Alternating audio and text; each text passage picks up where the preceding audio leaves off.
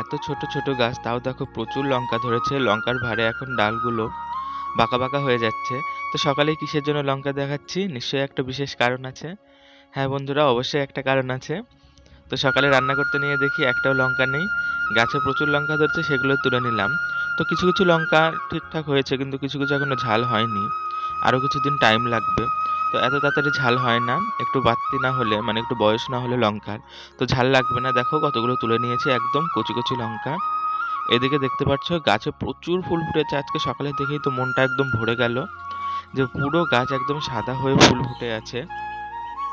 এত পরিমাণ ফুল ফোটা শুরু করেছে যে পুজো দিয়েও সারা যাচ্ছে না, মানে এতগুলো ফুল তুলতে প্রচুর টাইম লাগবে।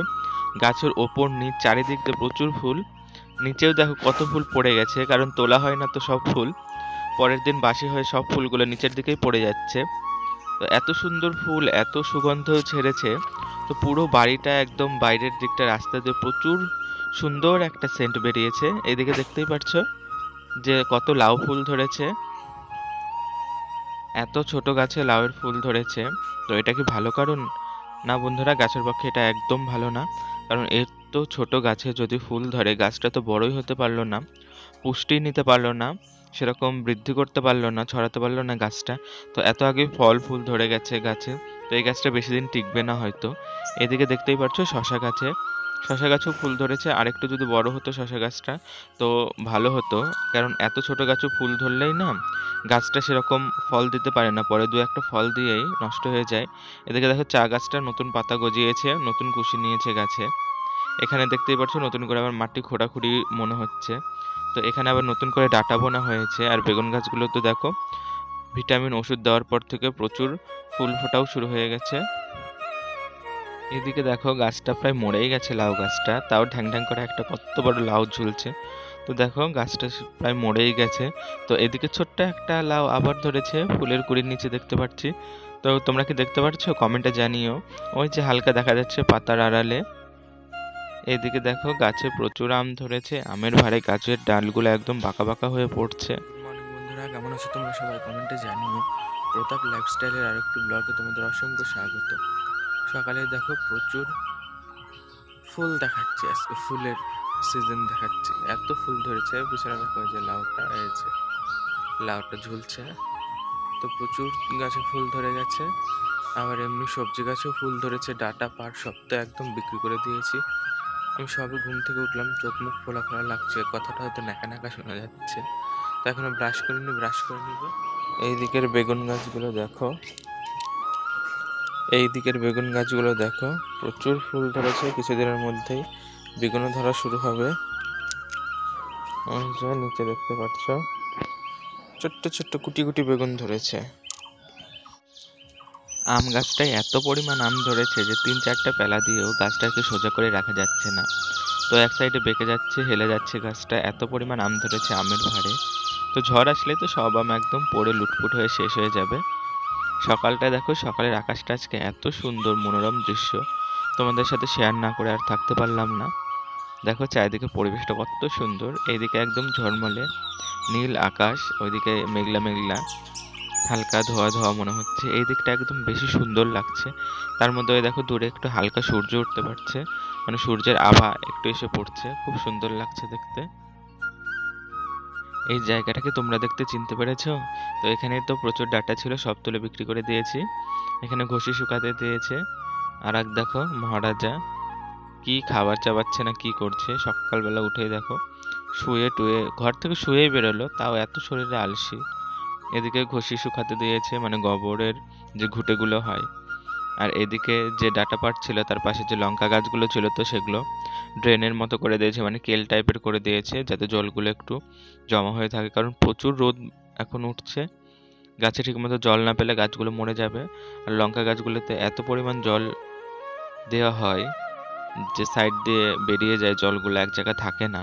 তার জন্য একটু কেল টাইপের করে দিল, যাতে জলগুলো সাইড দিয়ে বেরিয়ে না আসে।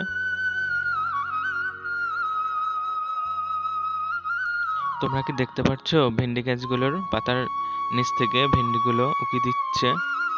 এদিকে দেখো গাছে ছোট্ট ছোট্ট করলা ঝুলে আছে।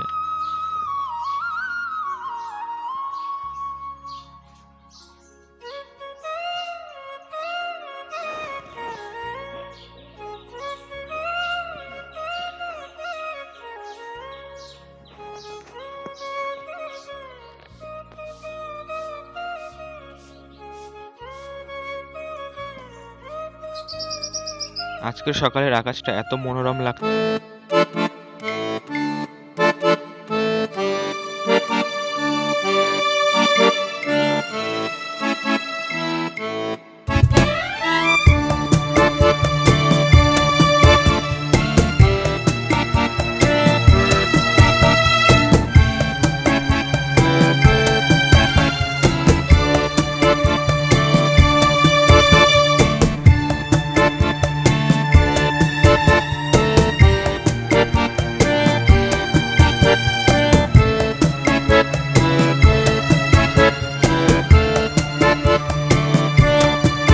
দেখি কলেজে যাব নাকি, তো যাওয়ার সময় এম্ব্রয়ডারিতে কাপড়গুলো নামিয়ে দিয়ে যাব, তাহলে একটু সুবিধা হবে। কাপড়গুলোও করে নিয়ে আসবো।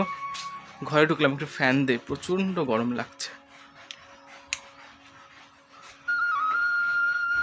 তো বিছানাও গুছিয়ে নিয়েছি, একটু শুয়েছিলাম তার জন্য বালিশটা এলোমেলো হয়ে আছে। জানলাটা খুলি।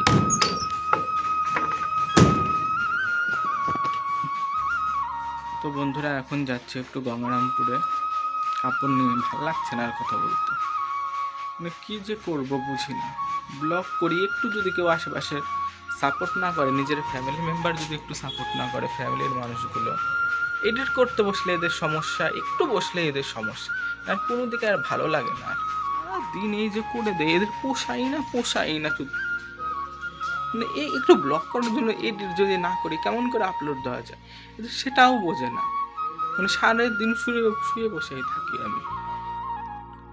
সকালে দুটো ঘুঘু পাখিকে তোমরা দেখেছিলে সবাই, তো এখন আমি বুঝতে পারছি যে ওরা কি জন্য এদিক দিয়ে ঘোরাঘুরি করছে।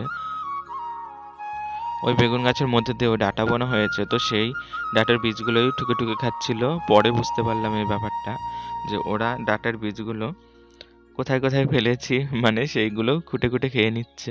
তাহলে কেমন করে ডাঁটা হবে ভাবো। এদিকে পোকার অত্যাচার, এদিকে আবার এই যে দুটো ঘুঘু পাখি এসে ওরাও দানা খাওয়া শুরু করেছে।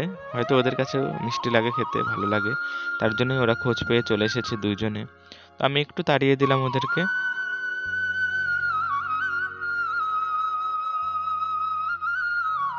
তো বন্ধুরা স্নান করে পূজা দিয়ে দিয়েছে মা আজকে। আমি এখন একটু দুপুরে খাওয়া দাওয়া করবো, মুড়িতে তরকারি দেখাবো।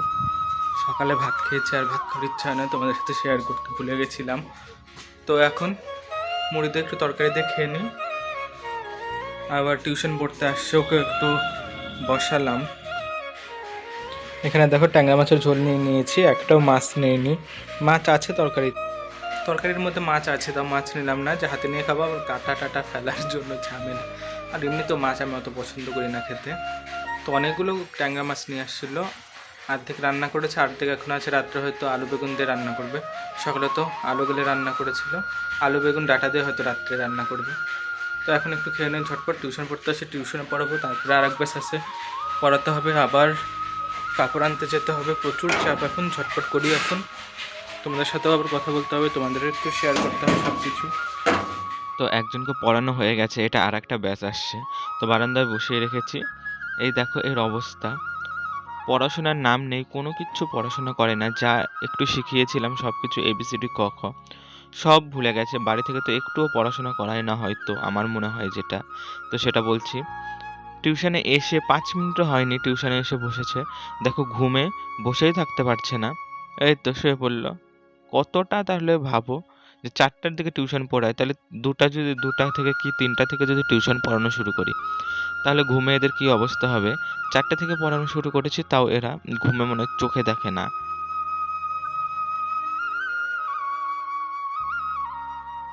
তো একদল টিউশন পড়ানো কমপ্লিট হয়ে গেল, আর কয়েকজন বসে আছে, আর এক ব্যাস। তো ওদেরও পড়াবো। অস্থির হয়ে গেছি, গ্লুকন-ডি গুলে খাই। তো আমি চিনিতে শরবতটা বেশি ভালোবাসি। দেখি গ্লুকন-ডি আছে, টেস্ট করে দেখি। চিনি আর লবণের শরবত আমার বেশি ভালো লাগে খেতে।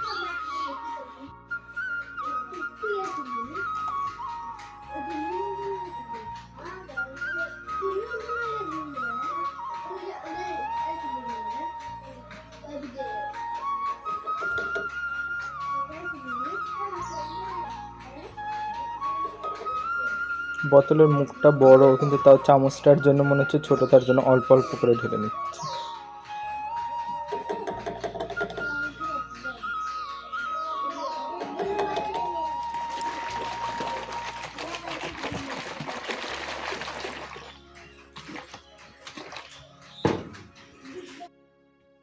তো টিউশন পড়ানো কমপ্লিট হয়ে গেছে সন্ধ্যার দিকে, এটা ভিডিও। তো মোবাইলের ফ্ল্যাশ লাইটে ভিডিও করছে, ভালোই হয়েছে ফ্ল্যাশ লাইটেও। তো বাগানে প্রচুর তো কুমড়ো গাছ হয়েছিল, তো সেই কুমড়োর চারাগুলো বাড়ির ভিতরে নিয়ে আসলাম। তো এখানে ওখানে মানে চারিদিকে লাগিয়ে দিলাম, যাতে গাছগুলো হলে সেটা চালের উপরে, মানে টিনের যে চাল আছে তো সেটার উপরে উঠিয়ে দেওয়া যায়। তো কুমড়োর গাছগুলো ভালোভাবে পুঁতে নিচ্ছি। তো কালকে থেকে জল দিব, একটু ভিটামিন দেওয়া শুরু করব, কারণ আজকে দিব না। আজকে তো এক জায়গা থেকে অন্য জায়গায় আসলো, ওদেরও শরীরে প্রেশার পড়ে গেছে। তো অন্য মাটিতে আসলে ওদেরও তো একটু মানিয়ে গুছিয়ে নিতে একটু সমস্যা হয়। তো ২-১ দিন যাক, তারপর থেকে ওষুধ ভিটামিন ঠিকঠাক দেওয়া শুরু করব। এদিকে দেখো ২ সাইডে আমি ওইদিকে ৩টা পুঁতলাম আর এদিকে ৩টা, তো ৬টা গাছ বাগান থেকে তুলে নিয়ে আসছি। তো ৬টা চারাই পুঁতে দিলাম।